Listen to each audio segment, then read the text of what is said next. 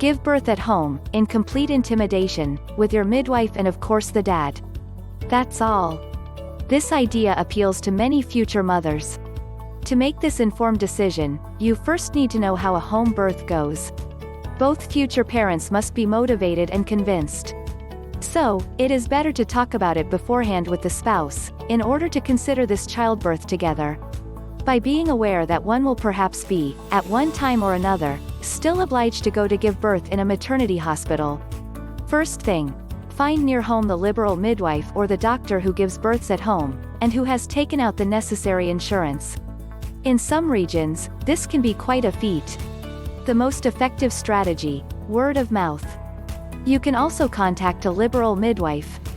She may refer us to one of her sisters, or a doctor, who provides home births.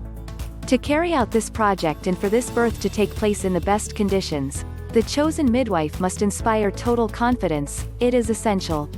Especially since we will not have an epidural. For her part, the professional must feel the support of the couple and listen to them.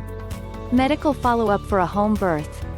From the first interview, the midwife must tell the future parents all the circumstances that will make home birth impossible.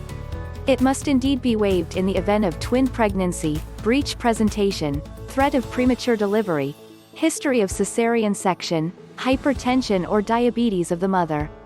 In this case, the woman and her baby need more intensive medical supervision and special care which must be given in the hospital. As in the maternity ward, the mother-to-be is entitled to a monthly consultation, lasting about an hour, and at least 3 ultrasounds. It is also subject to mandatory and proven screening examinations, toxoplasmosis, rubella, blood group. On the other hand, no over-medicalization or overbidding in exams. As for the preparation for the birth, you can choose to do it with another midwife if you wish. The day of the home birth. We prepare everything at home. On her arrival, the midwife will need a plastic mattress pad, terry cloth towels and a basin. For the rest, we don't worry about anything. As soon as we call, she will join us with her own equipment, including monitoring to listen to the baby's heartbeat. We are at home, so we can choose the room and the position in which we want to give birth. The midwife is at our side to support us, advise us and accompany us, while ensuring the smooth running of the birth. She can also, in the event of a complication, request our transfer to a maternity hospital. On our side, we can change our minds until the last minute. So that the birth can take place in continuity even in the event of complications, and to guarantee our health and that of our child, the midwife generally has an agreement with a maternity hospital located nearby. This is essential so that we can be received in the best conditions in case the childbirth could not finally be done at home. The days following childbirth.